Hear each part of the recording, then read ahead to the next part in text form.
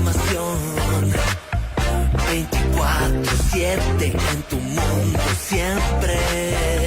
Estamos en todas partes con tus comunicadores y programas favoritos. Somos lo que tú quieres. Síguenos y quédate con FM Mundo. Somos tu mundo, FM Mundo. Comunicación 360. Somos tu mundo, FM Mundo.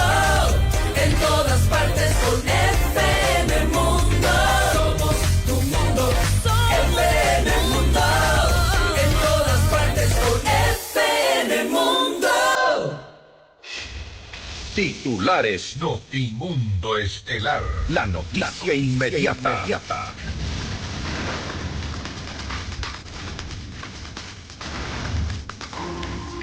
El salario básico del 2026 será de $482. No hay imposición, hay consenso, dice el presidente Noboa tras la sesión del Consejo Nacional de Trabajo y Salarios. El tribunal del caso Malvinas anunciará su sentencia el 22 de diciembre. La fiscalía pide 34 años y 8 meses de prisión para 11 militares acusados como autores directos. 30 postulantes ciudadanos y 10 delegados de las funciones del Estado pasarán a sorteo público para conformar la comisión de selección del próximo fiscal general del Estado. La audiencia de juicio del caso AAA se adelantó para el 24 de diciembre. El alcalde de Guayaquil, Aquiles Álvarez, uno de los procesados, denuncia intentos de amedrentamiento contra su abogado. 15 reos fallecieron en la penitenciaría durante los últimos 4 días. El SNAI no precisa las causas de los decesos, mientras un reporte policial preliminar asegura que los cuerpos no presentaban signos de violencia. El oficialismo presenta una propuesta de reforma al Código Penal para la imprescriptibilidad de delitos relacionados al crimen organizado y terrorismo. La empresa de pasajeros de Quito defiende la contratación de trolebuses eléctricos e insiste en que la modalidad de cooperación internacional es un mecanismo legal. En la información internacional, al menos 6 fallecidos deja la caída de un jet privado en México. Las autoridades investigan las causas del accidente. El presidente electo de Chile, José Antonio Kast, se reúne con el mandatario Gabriel Boric tras vencer en el balotaje del pasado fin de semana. Con el auspicio de Banca Empresas de Banco Guayaquil. Sonda, líder en transformación digital. Si quieres comprar un Isuzu, ven a la Granados, ven a Equavagen. Operativa 29 de octubre. Para todos quienes llevamos un gran propósito, en pro de ti, Produbanco. Fiducia, 30 años de innovación y confianza. Hospital Metropolitano. Tu vida es importante para mí. Programa de información apto para todo público. FM Mundo 98.1 presenta Notimundo Estelar. Noticias, entrevistas, análisis e información inmediata. Notimundo, la mejor forma de terminar la jornada bien informados. Conducción, Fausto Yepes y María del Carmen Álvarez. Dirección de noticias, María Fernanda Zavala. Dirección general, Cristian del Alcázar Ponce. Notimundo Estelar. Desde los estudios más modernos del país. Este programa es transmitido por la app de OnePlus, OnePlus.tv, Canal 14 de Extreme, Canal 14 de CNT, Canal 14 y 514 de Claro TV y Canal 41 en Zapping.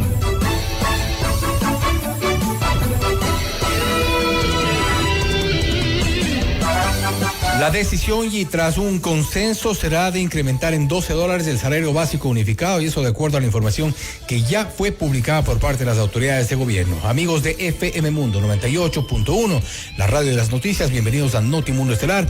Les saludo a Fausto Yepes y junto a María del Carmen Álvarez les acompañamos los próximos 90 minutos con lo más destacado en las noticias. María del Carmen, buenas tardes. Muy buenas tardes, Fausto y amigos. Como siempre, gracias por acompañarnos en Notimundo Estelar. Iniciando esta semana, estamos lunes 15 de diciembre. Revisemos enseguida nuestra agenda de entrevistas para hoy.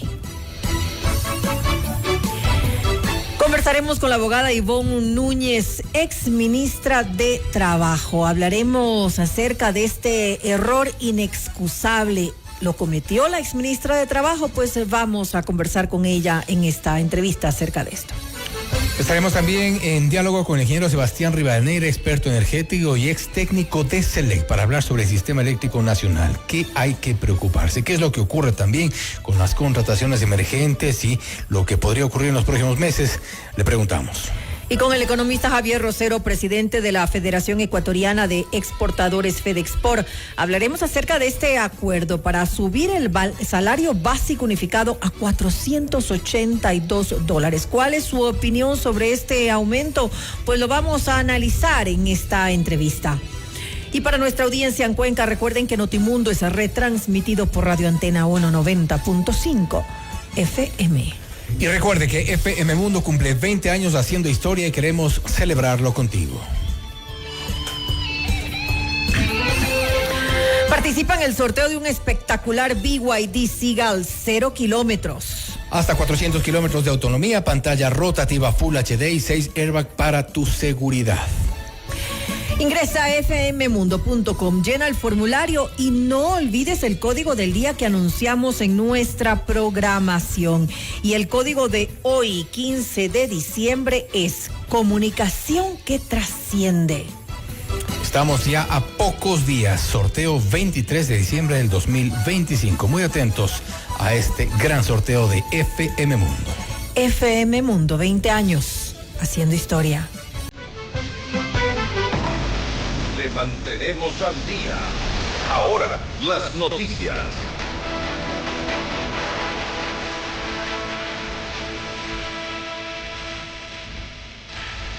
A $482 subirá el valor de la remuneración básica para el 2026, tras un consenso alcanzado durante la sesión del Consejo Nacional de Trabajo y Salarios. Se trata de un aumento de $12 al monto actual, correspondiente a $470.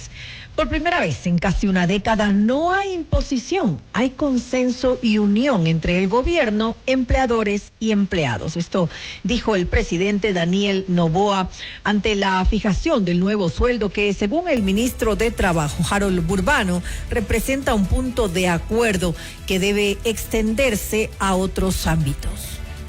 Creo que le vamos a dar una muestra al país de unidad.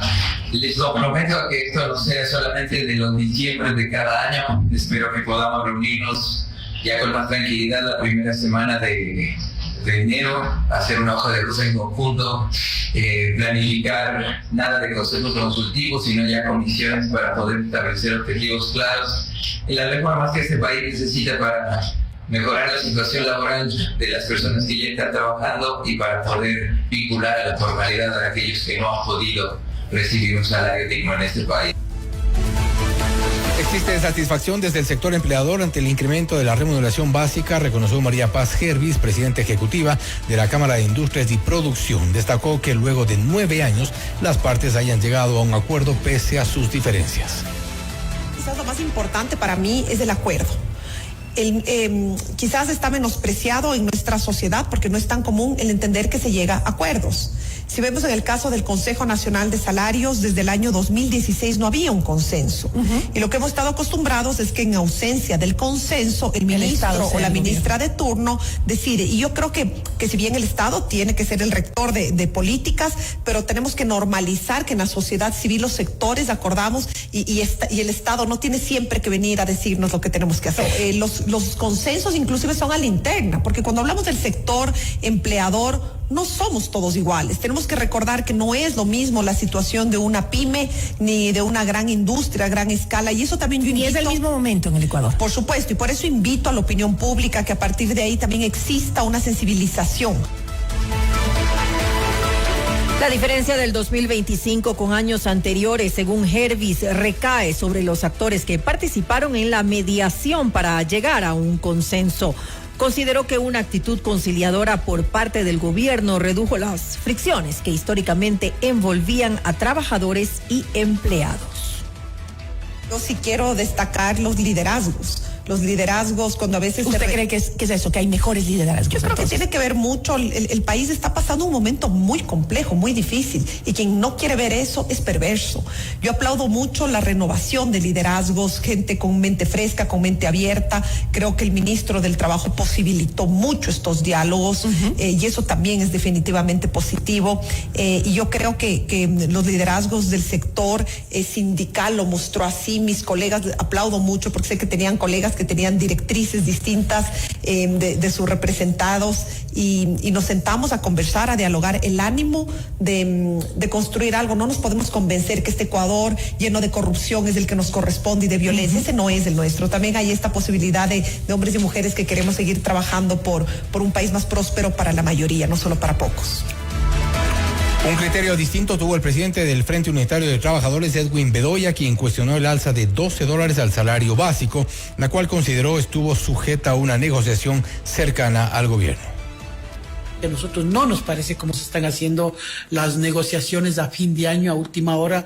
Esto parece como que estuvieran mercantilizando la mano de obra, es decir, yo te doy 10, yo te doy 4, tú tomas 5, mediemos, y esa no es un elemento técnico como la que ha estado proponiendo tanto el sector empleador actual como el sector trabajador. Lo han hecho propuestas que no tienen ningún sustento jurídico.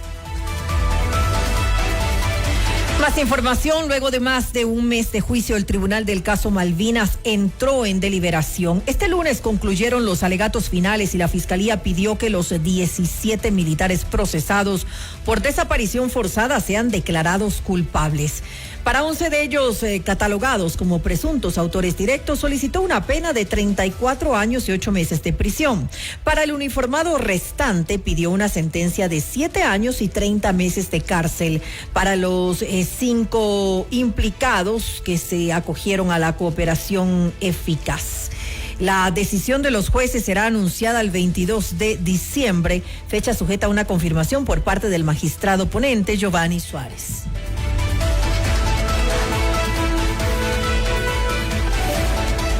Videos, audios y testimonios fueron parte de las pruebas expuestas en el caso Malvinas, que surgió tras la desaparición de 4 niños en Guayaquil.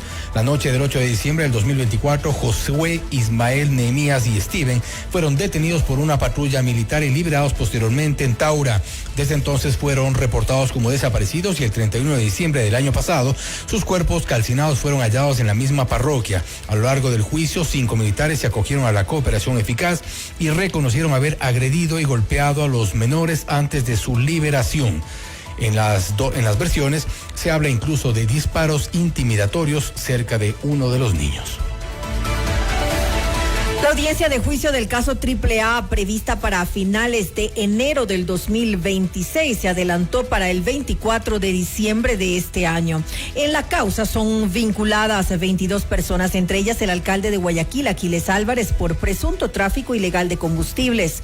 Luego del cambio de fecha, Álvarez alertó que se pretendería allanar y amedrentar a sus abogados previo a la audiencia de juicio. El alcalde apuntó a la fiscal Ivonne Proaño por estas advertencias y pidió su destitución. No nos intimida, estaremos presentes, dijo Álvarez a través de sus redes sociales. Ramiro García, abogado del alcalde Aquiles Álvarez, confirmó que no se ha ejecutado ningún allanamiento, pero señaló que existe una solicitud pendiente para realizar las intervenciones. La diligencia del juicio está agendada para las 14:30 del próximo miércoles 24 de diciembre en el Complejo Judicial Norte de Quito.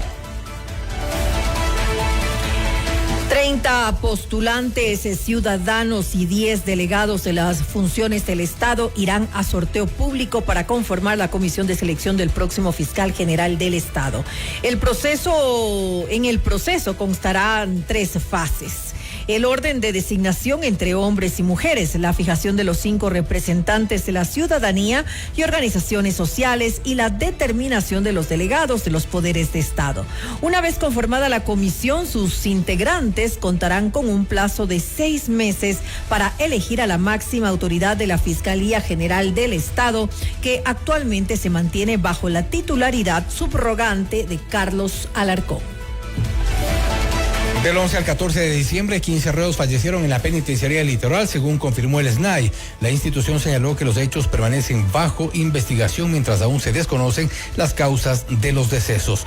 Un reporte preliminar elaborado por la policía indica que la mayoría de las víctimas tenían entre 22 y 45 años de edad y sus cuerpos no presentaban señales de violencia, por lo que se presume sufrieron complicaciones de salud. Estas nuevas muertes se suman a las del pasado 5 de diciembre, a las que el SNAI atribuyó presuntamente a tuberculosis. En noviembre también se confirmó un reporte de 10 decesos por la misma enfermedad. Más información, el oficialismo presentó una propuesta de reforma al Código Penal para que delitos de terrorismo y crimen organizado no prescriban. La iniciativa es impulsada por la asambleísta Diana Jacome, quien consideró que esta modificación garantizará que procesados por estas causas no evadan la justicia. Los delincuentes, así se escondan o huyan del país, no regresen campantes a hacer de las suyas nuevamente por la prescripción. En ese sentido, es importante entender que lo que proponemos y buscamos a través de esta reforma del artículo 16, numeral 4, en el que agregamos un inciso final del numeral 4, es que estos delitos que he mencionado no prescriban. Acabar con la estrategia criminal más usada por los grupos terroristas, por la delincuencia organizada. Ellos huyen del país, se esconden, esperan que el tiempo pase y regresan como si nada hubiese pasado. La reforma deberá ingresar a la Asamblea Nacional y pasar por el proceso de debate en comisión y en el pleno. De aprobarse, no prescribirían los delitos de terrorismo, tráfico de drogas, pornografía infantil, actividad ilícita de minería, sicariato y secuestro, considerados de alto impacto social y vinculados al crimen organizado. La Asamblea Nacional notificará esta semana a la Corte Constitucional con la resolución adoptada por el Consejo de Administración Legislativa, CAL, que conoció y admitió a trámite el proyecto de enmienda constitucional propuesto por la legisladora Lucía Pozo de ADN para retirar a los privados de la libertad de los grupos de atención prioritaria. Con esto, la Corte Constitucional tiene un plazo de 45 días laborables para pronunciarse sobre la iniciativa. Usted está escuchando Notimundo. Periodismo objetivo, responsable y equitativo. Suerte de la ex ministra de Trabajo del gobierno de Daniel Noboa, Ivonne Núñez, estaría en manos del Consejo de la Judicatura tras la declaratoria de error inexcusable dictada por parte de la Corte Constitucional. Esta es la entrevista de Fausto Yepes. Hoy con...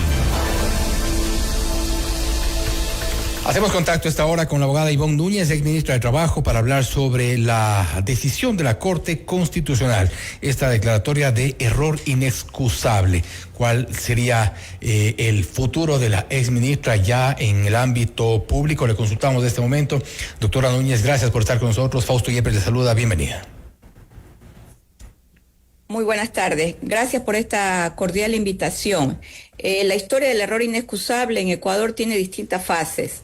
Allá por los años 2013, 2014, 2015 la aplicaba de manera directa el Consejo de la Judicatura. De esa manera se quedaron fuera más de 700 jueces en el país. Recuerdo con exactitud aquello porque fui parte del grupo de magistrados que en ese momento le pedimos al especialista, el doctor Luis Pazara, que visitara Ecuador y explicara con amplitud lo que significaba la aplicación del error inexcusable. Finalmente se la corrigió y el Consejo de la Judicatura no lo hacía de manera directa. La Corte Constitucional estableció en una senda sentencia hace más de 5 años que el error inexcusable debe ser determinado por un organismo superior, es decir, por un recurso de apelación, tribunal de apelación, y en el caso de las acciones de protección, que es el caso que nos ocupa, por la Corte Constitucional. Sin embargo, el caso de determinación de error inexcusable, es importante que la ciudadanía lo conozca, se presentó el desistimiento de la acción extraordinaria de protección. Se reconocieron las firmas ante el juez ponente, el doctor Yatak. Se también se firmó en primera instancia el desistimiento de la acción de protección. Llamó mucho la atención, por ejemplo, que el Tribunal de Admisión hace 3 años atrás no le dijera a la sala especializada de la cual formó parte y al Tribunal de Mayoría que habría una posible determinación de error inexcusable. Nosotros presentamos el informe, pero es el doctor Yatak que de manera directa él dispone que hay un error inexcusable y que presentemos el informe de descargo. Ahora, en este contexto y para que nos pueda comprender la ciudadanía y todos quienes nos escuchan y nos ven a través de las distintas plataformas, lo que usted nos quiere de alguna forma explicar es que una vez que se desistió de esta acción de protección, ya quedaba sin efecto el análisis respecto de su caso. Correcto, quedaba sin efecto el análisis de fondo. Sin embargo, sorpresivamente, la Corte Constitucional decide no aceptar el desistimiento y sostiene que no lo acepta porque no hay causa justa de aceptar el desistimiento en razón de que habían llegado a un acuerdo de pago. Este es un acuerdo de pago que se dio después que el contencioso administrativo determinó un valor de pago pendiente entre Correos del Ecuador y la empresa Alcotranza. Correos del Ecuador solo pagó una parte mínima porque habían trabajadores, más de 50 choferes en el Ecuador que no habían recibido los sueldos y salarios por más de 3 años. Es decir, que a cada trabajador se le pagó y se compensó los valores que estaban pendientes de pago por servicio a la empresa Alcotranza. Pero aquí hay un elemento también muy importante. La Fiscalía intervino. ¿Por qué intervino la Fiscalía? Porque el acuerdo de pago no se concretaba en el juzgado inferior. Una vez que se concretó, la Fiscalía también decidió archivar el caso porque el caso se aperturó por incumplimiento de decisión de autoridad competente. Llama la atención que la Corte Constitucional en esta sentencia le pida a la Fiscalía que aperture el caso. Yo creo que definitivamente han cometido sendos errores en la búsqueda de desacreditar a una ministra del gobierno del presidente Daniel Noboa. Y ahí está la prueba. ¿Y dentro de este fallo hay algún elemento que pudo ser interpretado de forma distinta? Y me refiero en concreto con respecto a la decisión y en cuanto los hechos que se presentaron. Me refiero al desistimiento de la acción extraordinaria de protección, a lo ocurrido en Fiscalía. Es decir, ¿usted cree que pudo haber otra interpretación o simplemente debieron haber zanjado y no resuelto? Había que resolver. No, tenían que resolver el desistimiento. En el desistimiento lo que resuelven, pese a que el desistimiento se hace en el pleno de la Corte Constitucional, el caso debió concluir allí, en razón de que para eso existe una norma que expresa los tipos de desistimiento, tanto el tácito como el expreso. Sin embargo, dicen no ha lugar el desistimiento, vamos al fondo, porque el interés del juez Yatak, que fue el juez ponente que reemplazó a la doctora Teresa Nuque, de oficio, él, exclusivamente, él le dice al Tribunal de Alzada, es decir, a nuestro Tribunal de Apelación, que probablemente habría error inexcusable y manifiesta negligencia. Y le quiero comentar algo. Recién el día de hoy hemos sido notificados formalmente para que presentemos el informe de descargo y la sentencia salió la semana pasada.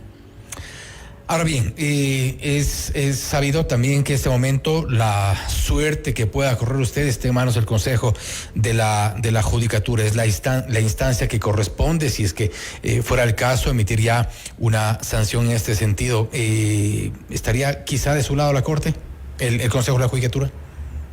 Vea, de mi lado siempre va a estar la razón. Yo soy muy afín a la razón y a la verdad. Creo que es lo más importante. Y cuando uno administra justicia tiene que cumplir expresamente con lo que establece la ley. Hay un sinnúmero de elementos que se van a actuar en el momento en que se aperture el sumario administrativo. Yo lo digo con mucho orgullo.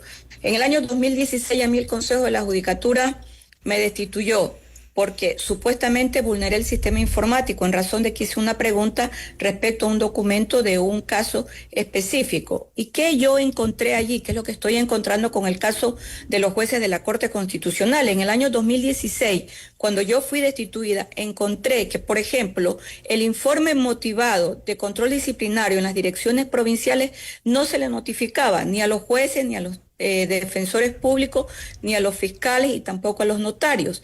Cuando yo identifiqué este error muy grave, porque además es un error y se incumple con la Constitución, porque se tiene que notificar para que uno pueda presentar el recurso de apelación, la Corte Constitucional me dio la razón y el caso Ivonne Núñez sirvió después para que ingresaran jueces, fiscales y defensores públicos. Yo creo que en este caso igual la vida me está dando la oportunidad para decirle al Consejo de la Judicatura y a la comunidad jurídica en Ecuador que lo que ha hecho la Corte Constitucional no solo es la violación al debido proceso, sino que de por medio, por ejemplo, ha violado el artículo 190 de la Constitución de la República, que permite la mediación en los casos en que por su naturaleza, así reza el artículo, se puede transigir. ¿Cómo es posible que le diga a la Fiscalía General del Estado que apertura el caso cuando el caso fue cerrado? Solo se pueden aperturar casos cuando existen por parte de un juez una duda en un dictamen extensivo de Fiscalía. Es decir, está ingresando en competencias en los cuales el Pleno de la Corte Constitucional no tiene facultades. Y así como lo que le estoy mencionando, le puedo señalar otros errores que yo le he encontrado a esta decisión. Que por cierto, yo presenté el informe de descargo del error inexcusable y lo único que ha hecho la sentencia es tomar el texto de mis análisis, pero no ha dicho en dónde existe el error judicial, en dónde se ha transgredido con la norma y en dónde existe el error que no se puede justificar del hecho que nosotros hicimos, que fue reconocer una violación de derecho, porque además la empresa Correos del Ecuador admitió que se estaban vulnerando los derechos porque ellos no tenían. Pero ahí señala precisamente que habría habido un perjuicio para el Estado y que corresponde precisamente a través de Correos del Ecuador. Sí, pero no se determina cuál es el perjuicio. Contencioso Administrativo dispuso un pago aproximadamente en la liquidación con intereses y más de $700,000 y finalmente llegan a un acuerdo de pago de menos de $300,000. ¿Dónde está el perjuicio? Si el Estado también concilia con aquellos a quienes le tiene deudas pendientes de pago. Pero aquí era una deuda pendiente de pago con violaciones permanentes, no solo al derecho al trabajo, porque entonces, bajo el concepto de la Corte Constitucional, los trabajadores ahora en el Ecuador tienen que ser esclavos, es decir, trabajar y no recibir su sueldo. Esta decisión le ha puesto en una situación, quizá por decirlo de esta forma, complicada, porque su puesto en calidad de jueza podría correr riesgo. ¿Usted teme ser destituida? No, yo no temo ser destituida. Yo fui destituida en el año 2016 y mi caso es un caso de relevancia que incluso ha servido en algunos temas relacionados a maestrías en temas de derecho constitucional. A mí lo que sí me preocupa es la conducta de la Corte Constitucional y le voy a decir ¿por qué? ¿Por qué? Acabo de leer una sentencia de la Corte Constitucional en la que están señalando el siguiente parámetro de admisión en acciones de protección. Señalan el parámetro de admisión de relevancia constitucional. Y la relevancia constitucional no es uno de los elementos que establece el artículo 82 para las acciones de protección. El día de hoy que resolví un caso de acción de protección, he visto criterios divididos dentro de la Corte Constitucional. La semana pasada presentaron con bombos y platillos las garantías reforzadas para las mujeres en estados de lactancia, con acciones de protección. Sin embargo, señalan que en estado de lactancia la única vía que se puede presentar es el despido ineficaz.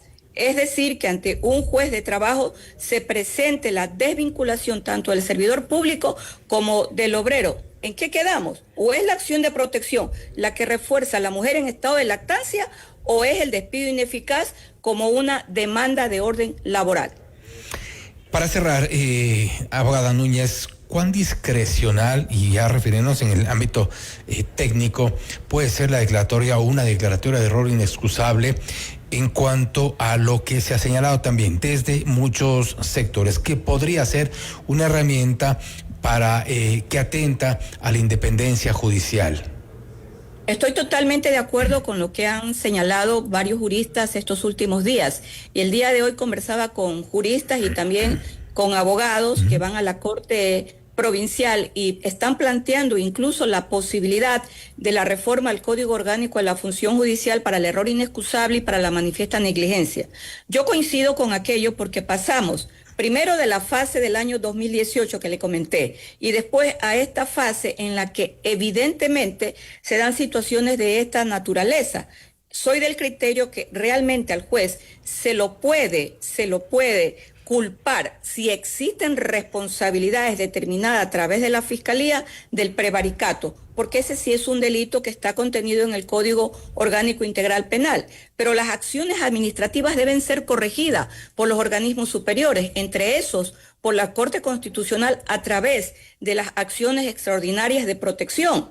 Para eso se corrige, pero no puede decir la Corte Constitucional, como lo ha hecho, con una interpretación evidentemente política, subjetiva, y creo que tiene un estilo muy particular contra Ivonne Núñez. Como lo dijimos al inicio, esto ya queda en manos del Consejo de la Judicatura. Doctora Núñez, nuevamente, gracias por su tiempo y gracias por haber estado con nosotros. Hemos iniciado esta historia y va a tener una conclusión. Muchas gracias. Pendientes de la conclusión. Gracias nuevamente. La abogada Ivonne Núñez, ministra de Trabajo, hablando sobre esta declaratoria por parte de la Corte Constitucional de error inexcusable, lo cual le ha puesto este momento ya en manos del Consejo de la Judicatura, y se habla de una de las posibilidades que podría ser la destitución. Esto es Notimundo Estelar, siempre bien informados. Usted está escuchando Notimundo. Periodismo objetivo, responsable y equitativo.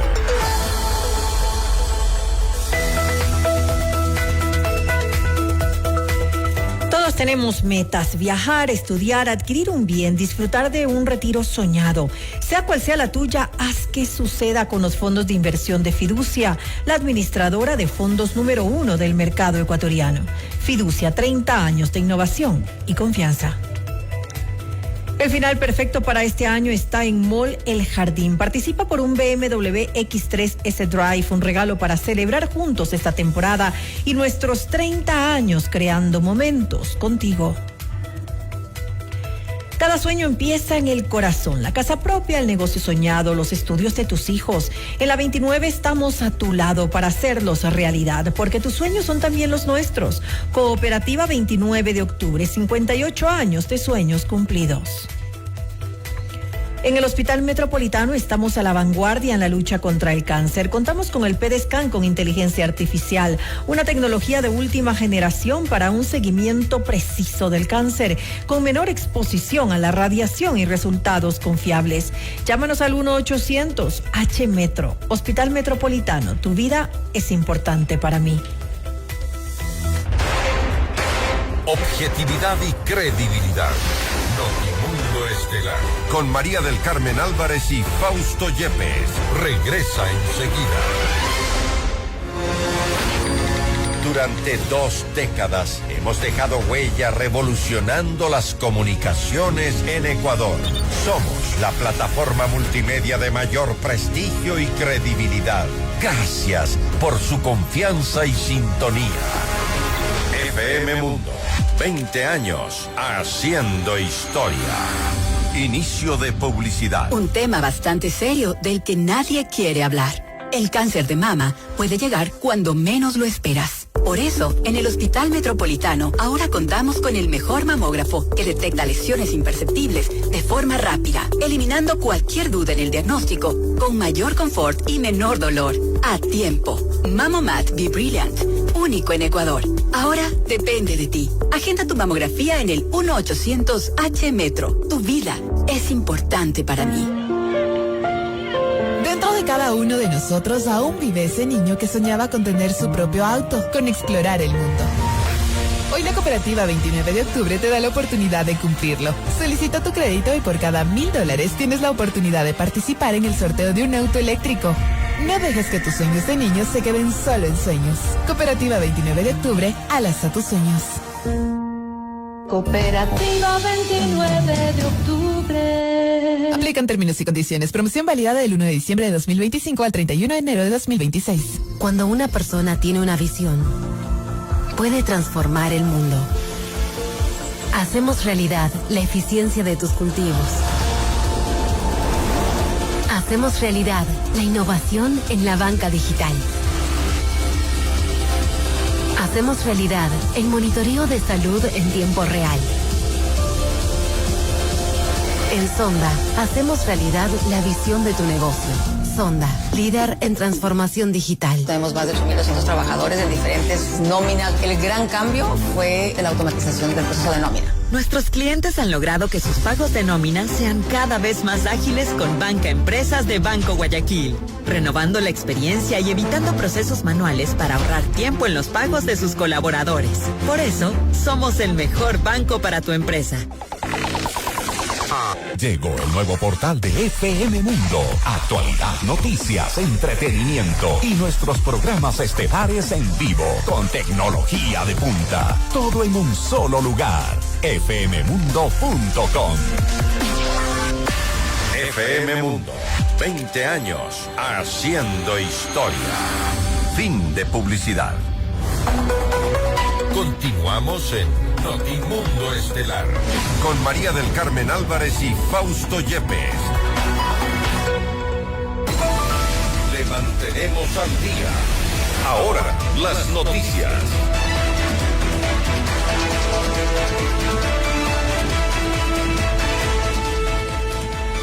El presidente Daniel Noboa y la canciller Gabriela Sommerfeld se reunieron este lunes con las autoridades que conforman el cuerpo diplomático acreditado en Ecuador. En la cita, el mandatario destacó la importancia de fortalecer las relaciones internacionales con un enfoque económico y comercial. Su rol es fundamental, siempre va a ser fundamental y siempre estaremos nosotros dispuestos a trabajar en conjunto con ustedes, que todos podamos ganar y buscar soluciones en las que no solo nosotros ganemos como agentes políticos, sino que gane la gente, gane el ciudadano común, ganen las personas en sus países y en nuestros países. Que las personas en sus países tengan mejores productos, exista mayor comercio, exista mayor cooperación, que nuestros niños tengan una mejor vida, que nuestras familias tengan una oportunidad de crecer, que madres solteras tengan oportunidades que nunca antes tuvieron. Carola Muñoz, embajadora de Chile en Ecuador, señaló que los desafíos de ambos países deben ser abordados de manera conjunta para alcanzar un desarrollo sostenible. La cooperación entre nuestros países es fundamental, no solo para la integración regional, sino para enfrentar los enormes desafíos que este mundo nos impone a los países. Yo creo que en el caso de Chile y Ecuador hemos logrado construir una alianza fructífera que nos permite abordar esos desafíos de manera conjunta, a través de buenas prácticas, a través de intercambio, a través de colaboración permanente, porque los problemas de seguridad, los problemas económicos, los problemas de crecimiento y desarrollo del país son comunes a todos. La devolución del IVA para adultos mayores en Ecuador está atrasada por meses, e incluso más de un año. Según el analista tributario Andrés Cortés, el problema no es del Servicio de Rentas Internas, sino del Ministerio de Finanzas, que no ha entregado los recursos necesarios para cumplir con estos pagos que están garantizados por ley. Así lo explicó en entrevista para FM Mundo con Cristian del Alcázar Ponce. Esto se debe efectivamente a este estrés fiscal que tiene el Ministerio de Finanzas. Hay muchas deudas por pagar, hay decimoterceros por pagar, de hecho ya se han adelantado, pero hay esta asignatura pendiente de las devoluciones de IVA a los adultos mayores de las personas con discapacidad, que suma más o menos 118 millones de dólares. Entonces, aquí es una responsabilidad compartida, creo yo, entre el Servicio de Rentas Internas y el Ministerio de Finanzas. El Ministerio de Finanzas tiene que hacer la asignación presupuestaria al SRI para que el SRI a su vez proceda al pago a las acreditaciones en cuenta de estas personas de la tercera edad. Entonces, el Ministerio de Finanzas ha dicho ya he depositado, pero se refiere a los depósitos anteriores. Otros temas, la Contraloría identificó irregularidades en la contratación de insumos y servicios del Hospital Monte Sinaí en Guayaquil por un valor de 17.6 millones de dólares. Las operaciones se efectuaron entre enero del 2022 y mayo del 2025. El informe de la Contraloría apunta a responsabilidades civiles por 3.78 millones de dólares y administrativas por sobre los 222.000 dólares. Entre los hallazgos destacan reactivos de laboratorio sin respaldo médico por un valor de 3.59 millones de dólares, compras con cantidades y parámetros no justificados y diferencias en inventarios de medicamentos. El presidente Daniel Noboa reformó el procedimiento de contratación pública de medicamentos. La medida fue oficializada mediante el decreto 243 e introduce cambios relacionados con los procesos de subasta inversa corporativa. Con esto, cuando una subasta para la adquisición de medicamentos queda desierta, las convocatorias públicas de emergencia podrán repetirse las veces que sean necesarias, siempre que el Ministerio de Salud presente una justificación técnica debidamente sustentada. El nuevo procedimiento se mantendrá vigente hasta que se concrete la firma de un convenio marco exitoso y los medicamentos sean incorporados al repertorio virtual, mecanismo utilizado para la compra institucional de fármacos. En otra información, la controversia en torno a la contratación de 60 trolebuses eléctricos para Quito apunta a la modalidad de cooperación internacional empleada por el municipio y que ha sido calificada como un modelo de triangulación. El gerente general de la empresa de transporte de pasajeros, Javier Vázquez, señaló que la decisión de suscribir el memorando de entendimiento con una oficina de las Naciones Unidas surgió desde su administración, pero descartó que esta figura haya infringido la Constitución. Ellos dicen que hemos evadido el sistema de contratación pública y nosotros hemos planteado, este es un acuerdo que ha sido firmado por el gobierno nacional de aquel entonces en el 2005, es un acuerdo internacional. Hemos optado por un mecanismo de acuerdo internacional que nos permite la Constitución, que nos permite la ley y la norma. Evaluamos las opciones que teníamos. Podríamos haber ido por el sistema de contratación pública directamente con las distintas opciones que tenemos, subasta o licitación, pero optamos también por un mecanismo totalmente legal. Constitucionalmente, legalmente nos da la Constitución, a través del artículo 164, nos permite la ley de contratación pública a través del artículo 3 y la del reglamento del artículo 2, y hemos hecho esto dentro del marco de lo que nos permite el COTAD y las distintas leyes que están dentro del marco jurídico nacional. Vázquez adelantó que en futuras instancias legales el municipio probará las actuaciones de la empresa de transporte de pasajeros y cuestionó que las acusaciones ocurran por aparentes motivaciones políticas. Nos llama muchísimo la atención que el señor alcalde de Muñoz ha planteado una opción de reelección y de repente comiencen a salir este tipo de asuntos para perjudicar a un actor político. ¿Usted cree que Contraloría se está prestando para eso? Las competencias de control y de fiscalización que tiene el Consejo, porque este proceso no evade el control del Consejo Metropolitano, sigue siendo el ente rector y cualquier necesidad que tenga de información, de indagación y todo lo que necesite, estamos prestos como lo hemos estado siempre.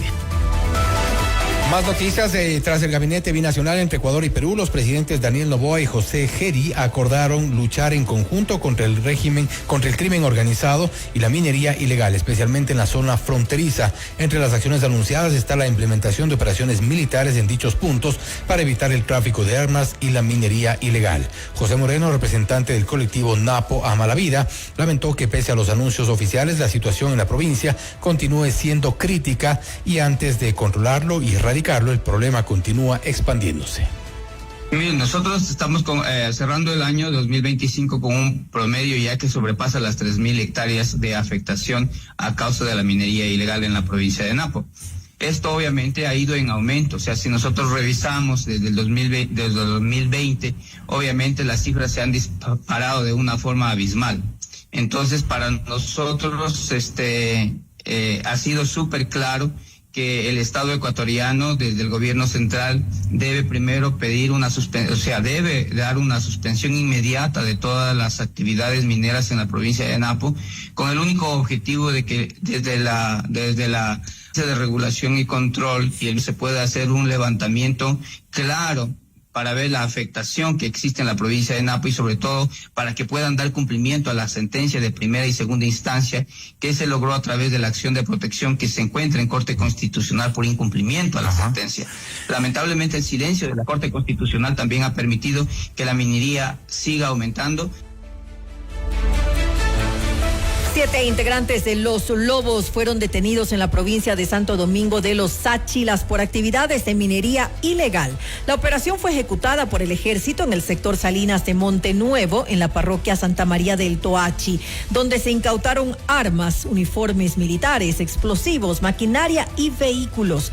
Entre los indicios constan 5,000 bultos de material mineralizado, más de 80 municiones y 108 tacos de explosivos. Usted está escuchando Notimundo. Periodismo objetivo, responsable y equitativo. Ante la disminución de lluvias registrada en las últimas semanas en el país, la ministra de Energía Inés Manzano afirmó que no existe riesgo de apagones durante la temporada navideña, pese al incremento del consumo eléctrico propio de estas fechas. La noticia requiere profundidad. En Notimundo están los protagonistas de la noticia. Nos enlazamos a esta hora con el ingeniero Sebastián Rivadeneira, experto energético, para hablar sobre el sistema eléctrico nacional. ¿Cuál es la situación real y cuáles son las advertencias que se puede hacer ya para el próximo estiaje, según se ha anunciado? Sebastián, gracias por estar con nosotros. Fausto Yepes le saluda, bienvenido. Muy buenas noches, Fausto, y un saludo a toda la audiencia de FMundo y al equipo de noticias. Gracias nuevamente. Se viene un estiaje, se ha dicho, para el primer trimestre del 2026. ¿Es esto una advertencia real? En programas anteriores se ha explicado que durante 40 años existen mediciones en las que octubre, noviembre y diciembre son meses secos. Y este año, octubre y noviembre, llovió bastante en la sierra. Uh-huh. Eso significa que no se puede predecir con exactitud las condiciones meteorológicas atípicas que pueden suceder. Y eso responde más a un tema de precisión de estos cambios meteorológicos. Sin embargo, se ha observado que durante 15 días ha bajado 4 metros la cota del embalse Mazar. Y si la cota operativa real es de 30 metros, entonces se estimaría que todavía hay reservas durante unas 10 semanas más o 9 semanas, porque no es una relación lineal. Sin embargo, desde luego para eso está el embalse, para mantener las reservas y se va a ir bajando paulatinamente.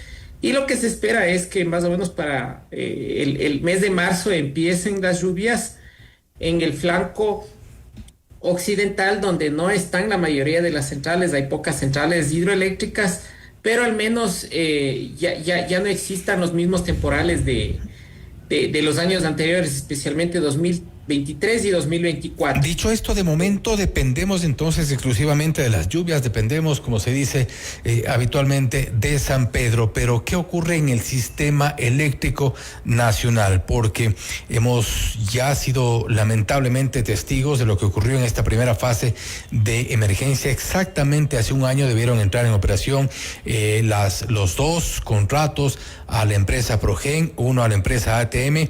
Ninguno de ellos entró en operación. Los dos son contratos a este momento considerados fallidos del Estado ecuatoriano. Todos los ecuatorianos hemos sufrido este pago de decenas de millones de dólares sin que se haya generado un solo megavatio adicional. ¿Cuál es la situación actual en cuanto al déficit?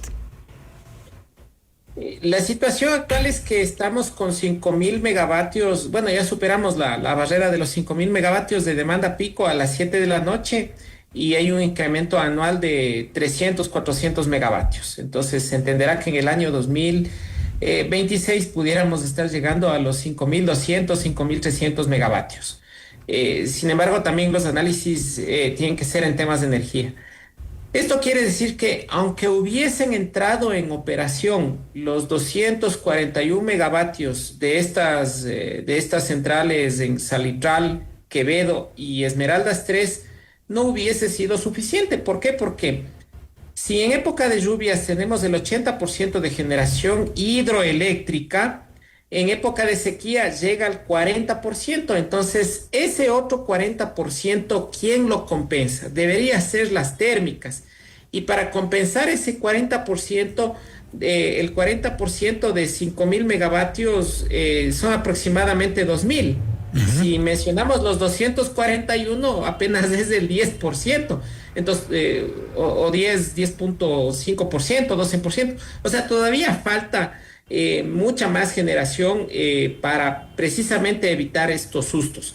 Y otra cosa que podemos observar, durante las últimas semanas sí se ha venido haciendo una importación ya de manera constante a máxima capacidad desde Colombia.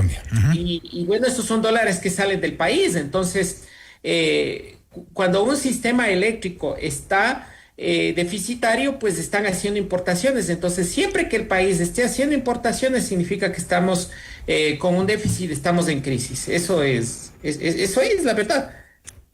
Pero ¿qué ha ocurrido con ya como decíamos hace un momento, la contratación de Salitral para 100 megavatios, caída? Esmeraldas 3, que es la de ATM, 91 megavatios, caída. Tenemos ahí en Esmeraldas un cementerio de generadores. Tenemos también Quevedo, en la provincia de Los Ríos, 50 megavatios, esto con Progen, caído. Hay un nuevo proceso que estaba pendiente para este fin de año, que es de 260 megavatios. Entiendo que están a horas de comunicar que también se habría caído. Siendo así, no hemos generado un megavatio adicional de la energía termoeléctrica que requiere el país para solventar estos problemas. Siempre se requieren fuentes térmicas e hidroeléctricas. Las hidroeléctricas toman más tiempo, las térmicas igual no son tan rápidas, y creo que la responsabilidad de esto ahora sí recae en las anteriores autoridades. ¿Por qué? Porque las anteriores autoridades tuvieron un año para ya estar en ejecución de obra, y vemos que hay obras que están abandonadas, pero estas obras eran solamente temporales. Son soluciones parche, porque lo que en realidad se necesita son fuentes energéticas más baratas que quemar combustibles líquidos y que permitan que la tarifa de energía eléctrica siga siendo barata. Ahora la tarifa está subsidiada y va a continuar subsidiada, entonces esto es bueno para los ecuatorianos, es malo para el sector eléctrico porque no tiene la suficiente fluidez económica, sigue en déficit, y feo porque siguen los subsidios, en este caso para para todo el sector industrial, que es ligeramente un poquito menor que la tarifa residencial. Entonces, claro, el reto es hacer un nuevo estudio de una nueva tarifación, de que se les cobre realmente el costo verdadero, ni más ni menos, a quienes pueden pagar, que son los industriales y los altos consumidores y los altos consumidores residenciales, y evitar esa divergencia de subsidios y esa complejidad, como el tema de la tarifa de la dignidad, que en la costa del kilovatio 129, que digamos hay un consumo de 5.5 dólares, si es que una persona se salta al kilovatio 130, terminaría pagando más de 13 dólares. Entonces hay una diferencia de 7 dólares, es el kilovatio más caro. Entonces, esas cosas, esos errores que vienen desde el mandato 15 de la constituyente de Montecristi y muchas otras, deben ser subsanadas. Ya hubo un primer mensaje, una primera actuación de las actuales autoridades, en el que sí solicitaron un estudio en el que sí se sincere cuáles son los verdaderos costos de la energía eléctrica, y ya se logró determinar. Hay un déficit solamente en subsidios programado para el 2026 de 116 millones de dólares. Si a eso nosotros le sumamos los 600 millones de dólares de SELEC, que todavía no puede cobrar a las empresas del sector eléctrico, si a eso le sumamos los 800 millones de dólares que no han podido cobrar las empresas por subsidios de años anteriores, entonces pero todo lo que usted menciona, difícil, ¿no? Todo lo que usted menciona respecto de las deudas, del déficit en dólares, el déficit también de generación, nos lleva de alguna forma a hablar de una crisis, algo que ha desmentido de alguna forma la ministra Inés Manzano cuando ha dicho que no hay riesgo de apagones durante esta temporada, y habla de acuerdo a su mensaje colgado en la red de X. ¿Estamos bien? Tengamos estos días previos a la Navidad en paz. ¿Estamos bien? Ahí tenemos el mensaje que puso en su cuenta de X Inés Manzano. Si algo comunicamos y aprendimos es ver la cota máxima del embalse de Mazar, que es de 2.153. Como ven, la línea roja demuestra que estamos al 93.83%, cuando el 2024, en esta misma época, llegamos al 24.38%. Sebastián. A ver, estamos a 10 días de la Navidad y en 10 días no se va a bajar 25 metros la cuota de Masar, o sea, eso es algo imposible, ¿no? Ya más o menos lo dije, tendríamos unas 9 o 10 semanas todavía de reservas, siempre y cuando nos sigan disminuyendo más los caudales, siempre y cuando al menos las otras centrales tengan algo de sostenibilidad, porque las otras centrales también contribuyen, y especialmente Coca-Codo. Pero cuando se habla de crisis, no solamente se tiene que decir crisis cuando hay los apagones, no, o sea, crisis es un análisis global que tiene que ver los aspectos económico-financieros, tiene que ver el tema de la tarifa, tiene que ver la cartera vencida, las pérdidas, la no ejecución de obras. O sea, es un concepto bastante amplio. Entonces, lo que se trata, bueno, en esta entrevista de decir a la ciudadanía que no va a haber apagones, sí, no va a haber apagones al menos en unas 10 semanas, porque tenemos las reservas suficientes y se espera que para marzo debería llover como normalmente ha sucedido desde 40 años atrás. Pero, claro, apoyarse en predicciones meteorológicas o tener esperanzas en el clima es apoyarse en un bastón roto. Y por supuesto las nuevas autoridades del sector eléctrico ya no solamente debían de preocuparse, sino de ocuparse de resolver los problemas que sus antecesores no los solucionaron. Y claro, yo entiendo con estos escándalos que ha habido de Progen, de ATM y toda la nefasta administración anterior, la sociedad civil y los medios de comunicación estamos ávidos de respuestas. Entonces, ¿cómo las actuales autoridades no pueden responsabilizarse de lo que hicieron los anteriores? Entonces, sí es un reto muy difícil, es un conjunto de número de problemas. Ya se ha dado el primer paso, o sea, sincerar el tema de los costos reales del sector eléctrico. Se dio otro paso con la modernización del sistema del SENACE para evitar los blackouts. Ahora, creo que un próximo paso que debería hacer el ingeniero Javier Medina, que es el viceministro de Electricidad, va a ser establecer un nuevo modelo económico-financiero competitivo para el sector eléctrico, para modernizar y por lo menos que ya no existan estos déficits económicos. Y así tendrán que ir solucionando uno por uno los problemas. Una parte pequeña de las acciones que deberán tomar para todo el sector eléctrico. Sebastián, nuevamente, gracias por su tiempo, gracias por haber estado con nosotros. Un gusto, gracias Fausto, y un saludo a todos. Gracias nuevamente. El ingeniero Sebastián Rivadeneira, experto energético, hablando sobre la situación del sistema eléctrico a nivel nacional. ¿Qué es lo que debería o no preocuparnos? ¿Qué es lo que debería o no tomarse en cuenta para los próximos meses? Esto es Notimundo Estelar, siempre bien informados. Noticias, entrevistas, análisis e información inmediata. Notimundo Estelar regresa enseguida.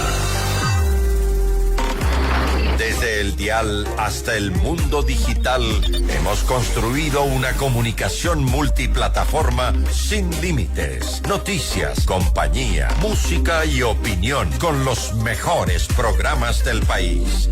FM Mundo, 20 años haciendo historia. Inicio de publicidad. Cada año es un libro lleno de historias y estamos en el último capítulo, el más mágico de todos. Este año el final perfecto te espera en Mall El Jardín. Por tus compras participa para ganar un BMW X320 S-Drive y cerrar el 2025 con la historia más increíble, la tuya. Registra tus facturas en los puntos de canjeo digitalmente y vive la magia con nosotros. Mall El Jardín, 30 años creando momentos contigo. Mall El Jardín. Antes la premisa era total dependencia con el banco. Ahora la empresa tiene total autonomía. Un usuario administrador que les permita administrar, gestionar y controlar el manejo cotidiano de su empresa. Trabajamos para que nuestros clientes cuenten con un usuario administrador que les permita manejar su propia empresa, crear o eliminar usuarios, ajustar cupos, asignar niveles, de forma simple y 100% en línea. Por eso, somos el mejor banco para tu empresa. Cada ruta cuenta una historia, cada kilómetro un desafío. En Equavagen seguimos creciendo para acompañarte en cada paso. Ahora también somos concesionario oficial de Isuzu en Ecuador. La potencia, tecnología y confiabilidad japonesa ya está aquí, porque tu esfuerzo y tu familia merecen lo mejor. Ven a Equavagen y realiza tu prueba de manejo de la nueva camioneta Isuzu. Si quieres comprar un Isuzu, ven a la Granados, ven a Equavagen. FM Mundo y Notimundo se unen en el portal digital más completo y moderno del Ecuador. Información, entretenimiento y los mejores contenidos 24/7. Escúchanos y míranos en vivo en fmmundo.com. Todo en un solo lugar. FM Mundo, 20 años haciendo historia. Fin de publicidad. Continuamos en Notimundo Estelar. Información inmediata. El Consejo Nacional de Trabajo y Salarios acordó subir el salario básico para 2026 de $470 a $482 este 15 de diciembre. Es un aumento de $12 al mes. Vamos más allá de la noticia.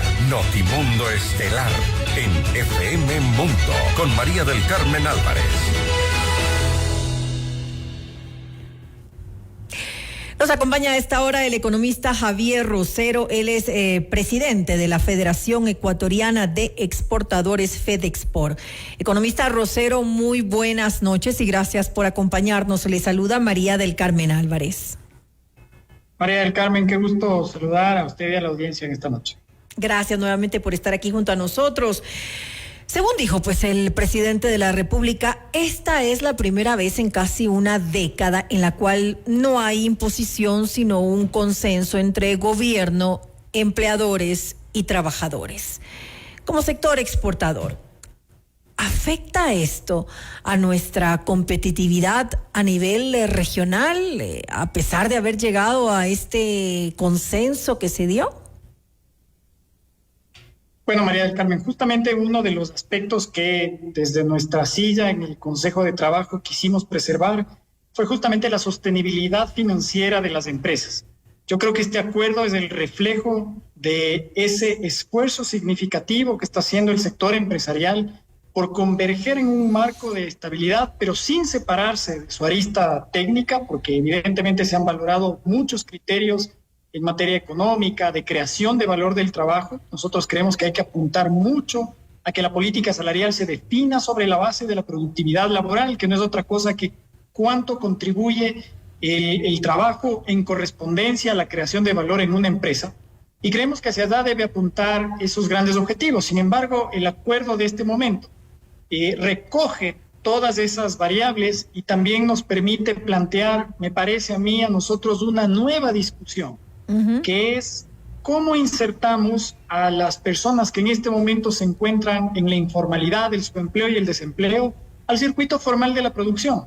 Y sobre todo este acuerdo debe significar una oportunidad para que las empresas que en este momento quieren contratar, junto con las personas que en este momento están demandando empleo, podamos derrumbar en conjunto en el Consejo de Trabajo esas barreras regulatorias que hoy por hoy no nos permiten poder conectar esos dos intereses, porque los sobrecostos que tenemos en general en toda la política laboral han creado esta distancia entre ese interés de poder generar más volumen de producción y más empleo. Y sobre eso obviamente tiene que irse anclando una política salarial que tenga mucha más previsibilidad, que siempre tenga un apego a variables técnicas, y creo que este es un primer paso. En este caso sí hay un fundamento técnico para haber llegado a ese aumento del salario básico unificado. Indiscutiblemente, María del Carmen, y eso es algo que valoramos mucho, porque inicialmente recordará usted que las posiciones, sobre todo desde el lado de los trabajadores, empezaron con una distancia mucho más amplia. $100 pedían de incremento. Exactamente, y nosotros creemos que el verdadero punto de encuentro que tenemos entre empleadores y trabajadores es la realidad que se refleja en la técnica y que nos une sobre la verdadera capacidad de absorción que tiene la economía y las empresas de poder sostener y crear nuevas plazas de empleo, más que un tema un conector emocional, que creo que más allá de eso, lo que nos convoca en este momento es dar una respuesta concreta, es una respuesta fija alrededor de qué es lo que queremos hacer en materia de empleo, pero sin que eso ponga en riesgo, primero, la sostenibilidad de las plazas de empleo. Eso me parece que es lo principal, pero para que eso ocurra, no podemos poner en riesgo las fuentes generadoras de ese empleo, que son las empresas. Así que yo sí rescato mucho que el apego a estos criterios técnicos que siempre pueden ir recopilando, recogiendo la mejor información para poder acercar lo más posible a la verdadera realidad de tanto trabajadores como de las empresas, haya prevalecido en este acuerdo. Ahora, economista Rosero, yo le preguntaba al inicio de esta entrevista si esto de alguna manera va a afectar nuestra competitividad regional. Y lo pregunto porque obviamente frente a los costos laborales que existen en nuestros países vecinos como Colombia o Perú, estamos hablando de que ellos tienen monedas distintas, no es una moneda dura como el dólar, son monedas devaluadas en ambos países, y en ese caso, ¿qué va a pasar? Esos $12, que no son en realidad $12, porque a eso hay que sumarle todos los costos por beneficios de ley, el seguro y todo esto, costos laborales, ¿va de alguna manera a afectar el precio final, el precio del producto en los mercados internacionales? Aquí hay dos aristas que hay que separar, María del Carmen, y el primero para poder responder esta pregunta es que tenemos que partir del concepto de que estamos enfrentando un problema estructural de la economía. No es solo de hoy, sino que históricamente el país ha venido arrastrando una carga de incrementos salariales que previamente no se habían correspondido con la realidad económica del país y con la capacidad de absorción real que tienen las empresas. Y yo creo que eso ha hecho que, por ejemplo, hoy en día, como se ha destacado en este mismo medio de comunicación, el Ecuador tiene uno de los salarios más altos a nivel nominal, pero si lo medimos por hora, porque la jornada en el Ecuador tiene 40 horas, mientras que en nuestros países competidores las jornadas tienen 44, 48 horas por semana, seremos seguramente el más alto en términos de ese costo laboral. Si a eso le sumamos todas las rigideces y los pasivos laborales que se han creado por toda una maraña de problemáticas y regulaciones en materia laboral y con un código del trabajo que está totalmente desactualizado, la respuesta es sí. Tenemos una brecha de competitividad muy importante contra nuestros competidores, sin ir muy lejos, en la región andina, pero peor aún si nos comparamos, por ejemplo, con los centroamericanos, en donde efectivamente en productos agrícolas, por ejemplo, que la vocación agroexportadora del país está muy enfocada hacia allá, nos ponen una seria desventaja. Y es por eso que nosotros creemos que esta definición primero permite precautelar que no exista un incremento que sea desmedido o que no se corresponda con el momento de la realidad productiva del país y la capacidad de absorber. Ahora, eso sí es importante, María del Carmen, que esta no es ni el inicio ni la solución completa de los problemas en materia laboral, porque esto tiene que significar, como yo decía hace un momento con usted, que vamos a tener también que abordar todas las otras aristas que permitan tener una política integral alrededor de qué queremos hacer para emplear más personas y, como usted bien decía, que nuestros productos de exportación puedan seguir llegando a nivel internacional con costos que sean competitivos, pero que además nosotros sí creemos que pueden seguir cubriendo las necesidades de los trabajadores y al mismo tiempo generando empleo formal, porque cada dólar que le damos de incremento salarial que no tenga una justificación, estamos expulsando hacia la informalidad y el subempleo una posible oportunidad de creación de plazas de empleo. Por eso yo también le hacía esta pregunta, conociendo pues los altos costos laborales que tenemos en nuestro país en comparación de otros países de la región, limitándonos un poco a nuestros países vecinos, digamos, o de la región de América.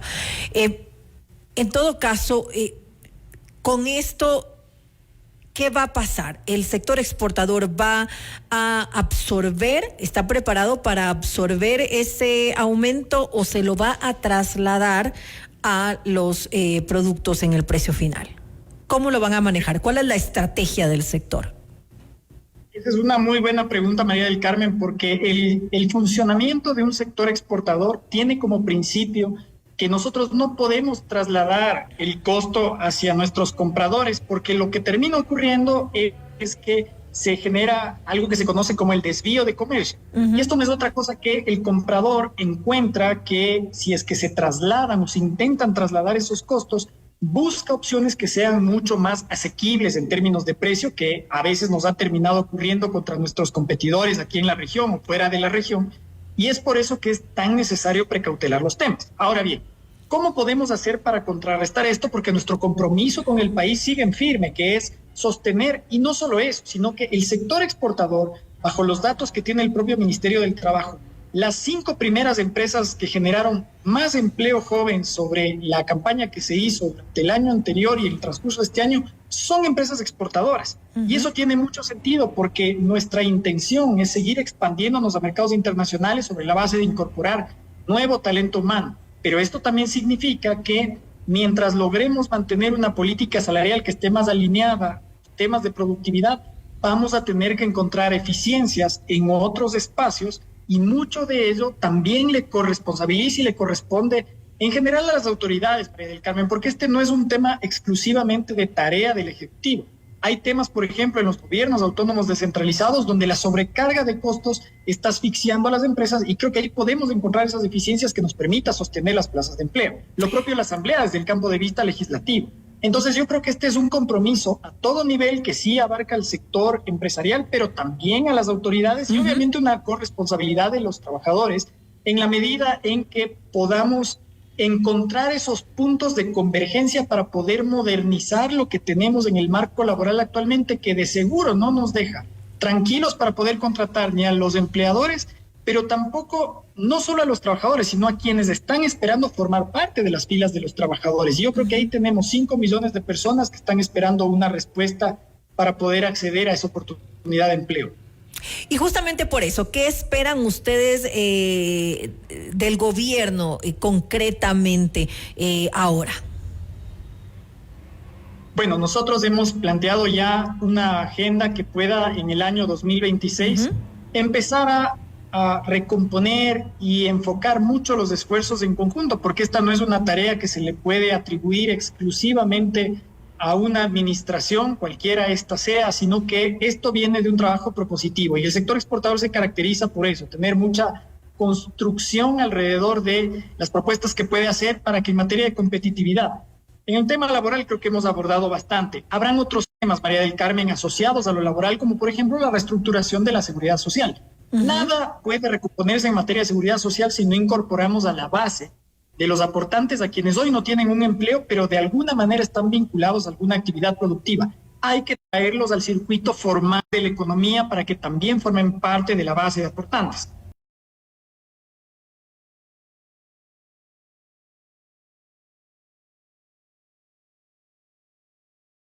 Pública que nos permitan ya no solo discutir de manera específica lo que nos ocurre en materia de un incremento de salario, que siempre puede ser importante y puede desequilibrar o equilibrar la balanza en favor de uno u otro espacio, sino que esto se ve en la integralidad de que el Ecuador es un país que tiene una estructura de costos rígida, y esto no puede ser atribuido exclusivamente a la coyuntura que estamos viviendo o a una administración, sino que es un arrastre acumulado de una sobrecarga de sobrecostos, de impuestos que eran temporales que terminaron siendo permanentes, de una sobrecarga de pasivos laborales que creo que tenemos que empezar a abordarlo en el 26. Eso debe revisarse entonces.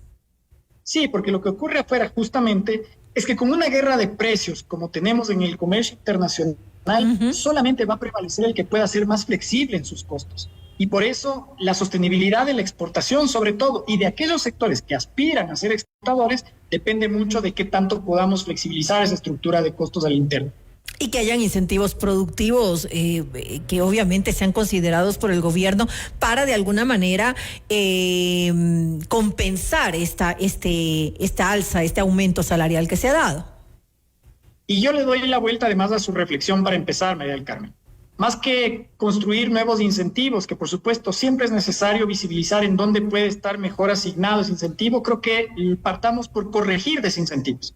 Partamos por descargar cuáles son estos sobrecostos que han venido mermando la competitividad del sector exportador, Entre esos, por ejemplo, lo que hoy enfrentamos en materia de seguridad, en un trabajo que estamos haciendo muy bien con el Frente de Seguridad, el Ministerio del Interior, el Ministerio de Defensa, para poder contrarrestar el problema, pero creemos que hay mucho todavía que se puede hacer en conjunto para que ese gasto que nosotros estamos haciendo desde el sector privado lo podamos enfocar, por ejemplo, en innovación.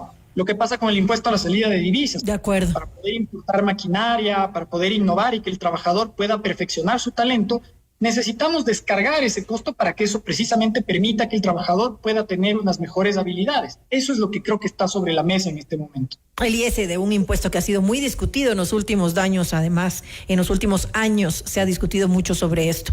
A ver, le quiero agradecer al economista Javier Rosero, presidente de la Federación Ecuatoriana de Exportadores FEDEXPOR, por habernos acompañado en este espacio y comentarnos un poco acerca de este acuerdo histórico para el país, después de que durante tantos años no se había podido llegar a un consenso. Gracias. Gracias, María del Carmen. Un gusto compartir con usted y la audiencia. Igual, una buena noche. Usted está escuchando Notimundo. Periodismo objetivo, responsable y equitativo.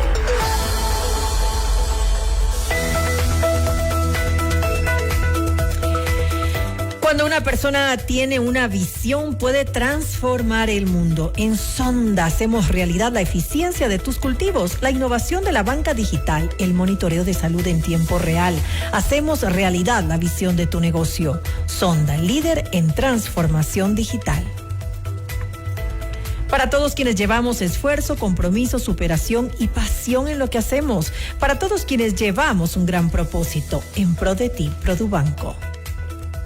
Nuevos caminos, nuevas aventuras. Isuzu ya está en Equavagen, la camioneta de máxima potencia que se siente, porque tu trabajo no se detiene y tu familia merece lo mejor. Ven a Equavagen y haz tu test drive hoy.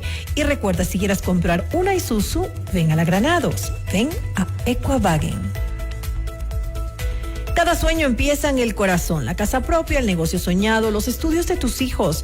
En la 29 estamos a tu lado para hacerlos realidad, porque tus sueños son también los nuestros. Cooperativa 29 de octubre, 58 años de sueños cumplidos.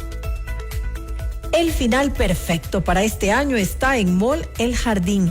Participa por un BMW X3 S-Drive, un regalo para celebrar juntos esta temporada y nuestros 30 años creando momentos contigo.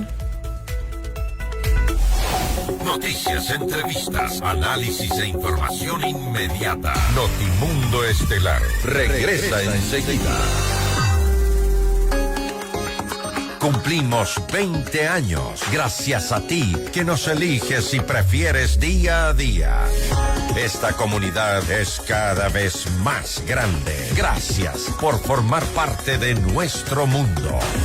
FM Mundo, 20 años haciendo historia. Inicio de publicidad. Un tema bastante serio del que nadie quiere hablar. El cáncer de mama puede llegar cuando menos lo esperas. Por eso, en el Hospital Metropolitano, ahora contamos con el mejor mamógrafo que detecta lesiones imperceptibles de forma rápida, eliminando cualquier duda en el diagnóstico, con mayor confort y menor dolor. A tiempo. Mamomat Be Brilliant, único en Ecuador. Ahora depende de ti. Agenda tu mamografía en el 1-800-H-Metro. Tu vida es importante para mí. Tenemos más de 8.200 trabajadores de diferentes nóminas. El gran cambio fue la automatización del proceso de nómina. Nuestros clientes han logrado que sus pagos de nómina sean cada vez más ágiles con Banca Empresas de Banco Guayaquil, renovando la experiencia y evitando procesos manuales para ahorrar tiempo en los pagos de sus colaboradores. Por eso, somos el mejor banco para tu empresa. Todos tenemos metas. Viajar, estudiar, adquirir un bien, disfrutar de un retiro soñado. Sea cual sea la tuya, haz que suceda con los fondos de inversión de Fiducia, la administradora número 1 del mercado ecuatoriano. Fiducia, 30 años de innovación y confianza. Cuando una persona tiene una visión, puede transformar el mundo.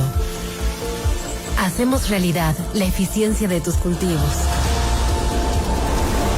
Hacemos realidad la innovación en la banca digital. hacemos realidad el monitoreo de salud en tiempo real. En Sonda, hacemos realidad la visión de tu negocio. Sonda, líder en transformación digital.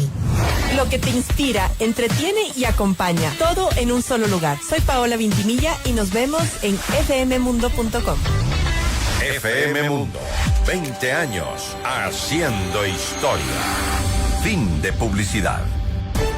Continuamos en Notimundo Estelar. Información inmediata. Los acontecimientos más importantes en el mundo se los contamos a continuación.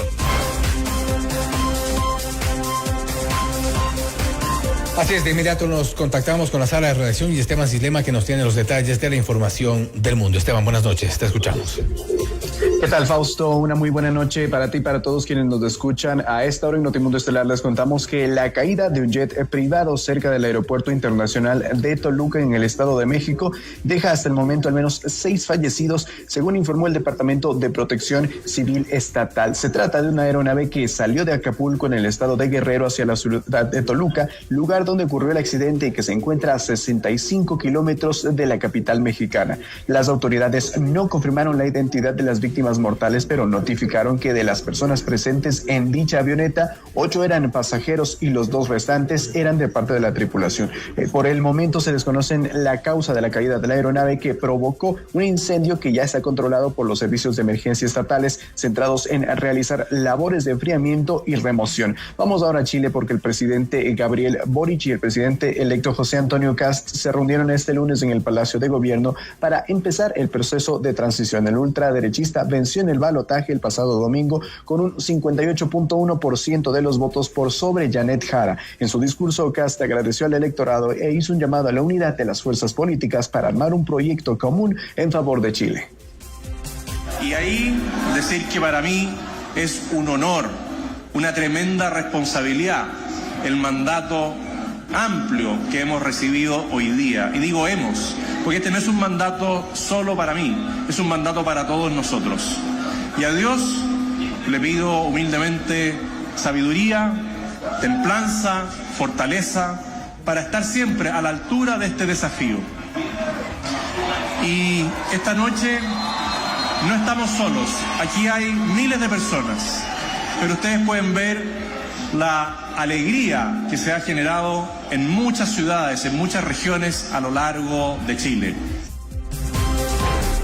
Boric, por su parte, felicitó a Kast por la victoria y se comprometió con su antiguo rival político al liderar un traspaso de poder fácil y ordenado, dijo. Usted ha sido electo presidente de la República de Chile y por lo tanto de todos los chilenos y chilenas, y eso usted sabe, es una gran responsabilidad que hay que abordar con mucho cariño, con mucha humildad, con mucho trabajo. Y quiero que sepa que como presidente de la República y prontamente expresidente de la República siempre estaré a disposición para poder colaborar con los destinos de la patria. En otra información, el presidente de Estados Unidos, Donald Trump, declaró al fentanilo como un arma de destrucción masiva en su país. Si esto fuera una guerra, sería una de las peores guerras. Creo que en los últimos 5 o 6 años han muerto entre 200,000 y 300,000 personas al año, declaró el republicano en la Casa Blanca. Según datos de los Centros para el Control y la Prevención de Enfermedades, más de 250,000 personas murieron solo entre el 2021 y el 2023 por sobredosis relacionadas con los opioides sintéticos, principalmente el fentanilo. Vamos con otra información, porque el secretario de Estados Unidos, Marco Rubio, mantuvo hoy una conversación telefónica con la ministra de Asuntos Exteriores de Australia, Penny Wong, acerca del ataque terrorista perpetrado en la playa de Bondi en Sydney, que dejó 16 fallecidos. El tiroteo se produjo sobre las 18 horas con 40 minutos hora local del pasado domingo, cuando 2 hombres armados con rifles abrieron fuego contra la multitud congregada en el parque Archer. En el lugar se celebraba un acto por el inicio de festividad judía del Hanukkah, al que asistían cientos de personas, según confirmó la policía de Nueva Gales del Sur, donde se encuentra Sydney. Por su parte, el primer ministro australiano, Anthony Albanese, calificó al atentado como un acto de terrorismo y antisemitismo y anunció que su gobierno considera endurecer las leyes de posesión de armas. Regresamos a México, porque el Senado de ese país fue el escenario de enfrentamientos, peleas y empujones entre legisladores del oficialismo y la oposición. El incidente ocurrió durante durante el debate sobre la eliminación del órgano de institución de transparencia, acceso a la información pública, protección de datos personales y rendición de cuentas. En medio de una acalorada discusión, legisladoras del Partido Acción Nacional PAN tomaron la tribuna de las instalaciones a modo de protesta, cuando segundos después intercambiaron codazos, jalones de cabello y manotazos con parlamentarias del oficialismo. Videos propios del Senado muestran cómo mientras ocurre este altercado, otros senadores intentaron separar a sus colegas en un evento que duró aproximadamente 1 minuto. Esa es la información internacional que les tenemos a esta hora. Fausto, María del Carmen, una muy buena noche. Gracias, Esteban, por traernos lo más importante del ámbito internacional. Que tengas una muy buena noche. Noticias, entrevistas, análisis e información inmediata. Notimundo Estelar regresa enseguida. Programas que marcaron épocas y momentos inolvidables. Voces que se volvieron parte de tu vida. Hemos evolucionado contigo hasta llegar a lo más alto. FM Mundo, 20 años haciendo historia. Inicio de publicidad. Cada año es un libro lleno de historias y estamos en el último capítulo, el más mágico de todos. Este año el final perfecto te espera en Mall El Jardín.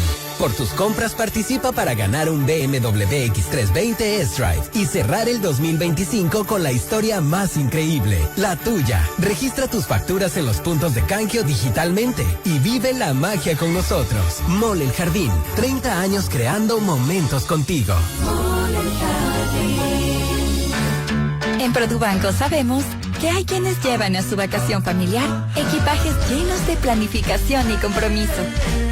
Y que quienes creen en su negocio también llevan cada día su pasión por lo que hacen. Para todos quienes llevamos un gran propósito, en pro de ti, Produbanco. En cualquier momento y desde cualquier lugar. Soy Nicole Cueva y nos conectamos en fmmundo.com. FM Mundo, 20 años haciendo historia. Fin de publicidad. Prepárate para nuestro próximo programa. 19:30, Mundofonía Rock Show con Diego Falconi. Continuamos en Notimundo Estelar con María del Carmen Álvarez y Fausto Yepes. Así es, les contamos que el Ministerio de Salud Pública anunció que la campaña nacional de vacunación contra la influenza continuará vigente hasta marzo del 2026 como parte de una estrategia preventiva frente al incremento de contagios que se registra en los últimos meses del año y comienzos del siguiente. La campaña está dirigida a niñas y niños desde los 6 meses hasta los 6 años, adultos mayores, mujeres embarazadas, personas con enfermedades crónicas o con discapacidad, así como sus cuidadores, considerados grupos de atención prioritaria. Hasta aquí las noticias, nos vemos mañana con más información y las entrevistas. Así es, gracias, que tengan una muy buena noche.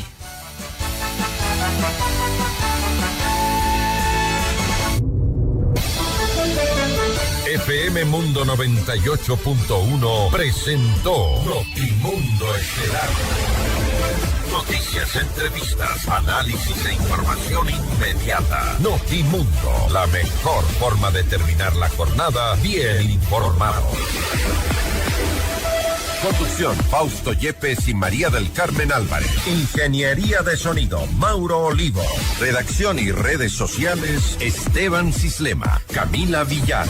Emisión FM Mundo Live, Leonardo Vázquez. Dirección de noticias, María Fernanda Zavala. Dirección general, Cristian del Alcázar Ponce. Notimundo Estelar. Este programa es transmitido por la app de OnePlus, OnePlus.tv, Canal 14 de Stream, Canal 14 de CNT, Canal 14 y 514 de Claro TV y Canal 41 en Zapping. Se prohíbe la reproducción total o parcial de este programa sin previa autorización de FM Mundo. Notimundo Estelar, con el auspicio de... Banca Empresas Empresas de Banco Guayaquil. Sonda, líder en transformación digital. Si quieres comprar un Isuzu, ven a la Granados, ven a Equavagen. Cooperativa 29 de octubre. Para todos quienes llevamos un gran propósito, en pro de ti, Produbanco. Fiducia, 30 años de innovación y confianza. Hospital Metropolitano, tu vida es importante para mí. Desde el primer día, informamos, conectamos, inspiramos. Hoy, más que un medio de comunicación, somos parte de tu vida. FM Mundo, 20 años haciendo historia. Inicio de publicidad.